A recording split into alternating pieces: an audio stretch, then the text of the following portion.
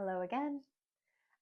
Today I wanted to talk about parts of us, aspects of us, and how in relationship of any kind, but specifically I'm going to be talking about in relationship to sacred union and romance, how they can, how different parts of us can have strategies within romantic bonds, but then also what it means to be truly vulnerable and what that can look and feel like.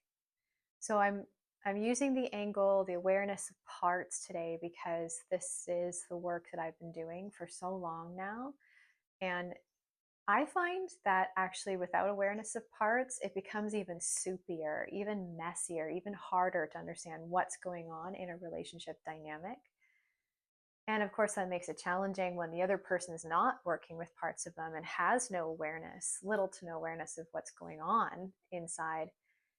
Wow, like that just contributes to, you could say, why parts then have to have other kinds of strategies too to make up for that kind of gap and dissonance and misunderstanding, not really feeling each other. I want to lead with a personal example.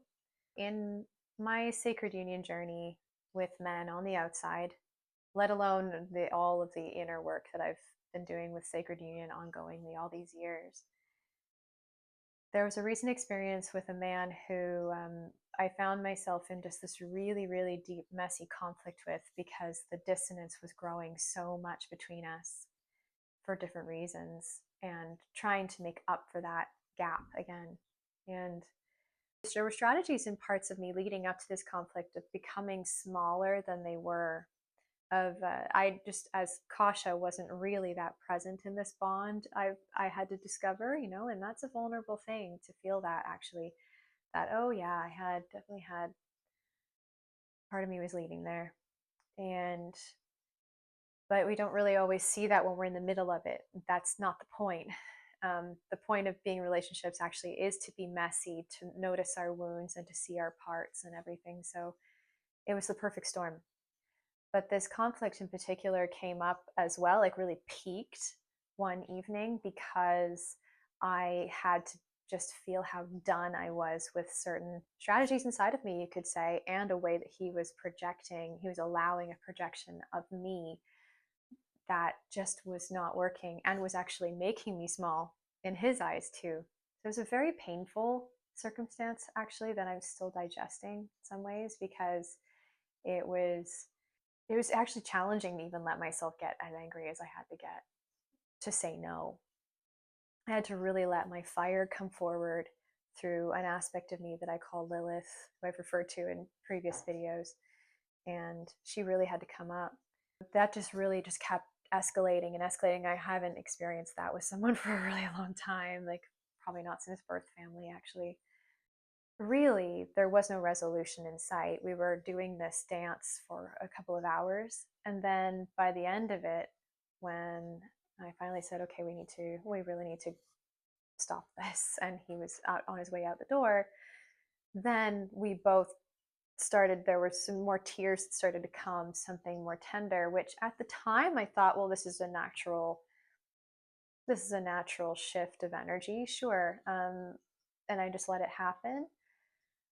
But afterward, it was kind of bothering me that something more tender did come forward. It felt like more vulnerability. It felt like something was then, okay, the fire got to have its say. So now a more tender part of me can come forward with more of her heart open, her heartache around everything. But as I was digesting it in hindsight, I was realizing, okay, something it doesn't feel right about that. Why couldn't I have just left this unresolved?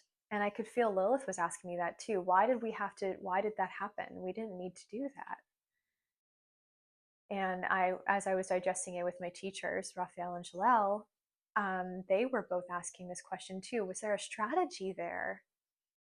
Did another part of you come forward to try and soften this when it didn't? It actually, that's not what was real. That's not what was authentic for you. Whew, that was something to really feel into. And I did. And then I realized, well, this more tender part of me, Katie, who had been really leading with him in particular, she can be kind of teenager, 20 something. I had to really feel that with her, like that she was kind of being pushed up, actually, which was another part of the strategy going on inside of me in order to soften something, in order to make it more heartfelt. But it actually wasn't the right environment for that. And in a way, it wasn't safe enough for her to really come forward in her tenderness. So that leads me to another point that I want to make in all of this is that your parts are not wrong for using strategies in relationships. It doesn't matter if it's coming out through codependence or whatever you want to call it, or it is codependent to expect each other to stay in a certain degree of smallness and be afraid of the growth individually or together. There's a whole other strategy that's in place here to mask your real vulnerability because it's not safe. It's actually not safe to be vulnerable. It's actually not safe to come forward with your true feelings about something or someone, even if they're not going to, even if they wouldn't have a super extreme reaction to your vulnerability or try to use it against you or anything like that. That does happen. But even if it's more subtle, parts know that that's what's happening or could happen. So that also makes them want to keep the strategies in place. And they'll do this.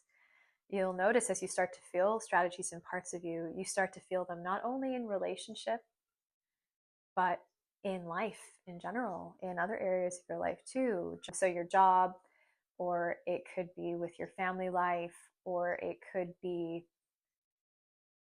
just your parts relationships to the divine too, to spirituality. There can be strategies in place there in order to bypass rather than truly feel what's vulnerable.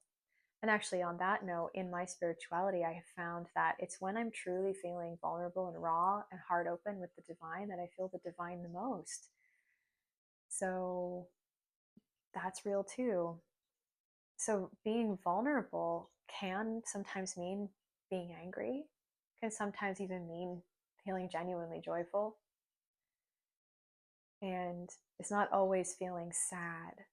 It's or what's making parts of you feel sad, but also other emotions that are just more raw, because even joy can feel raw. To actually have that vulnerable self permission to be joyful can sometimes be really hard depending on the energies around you.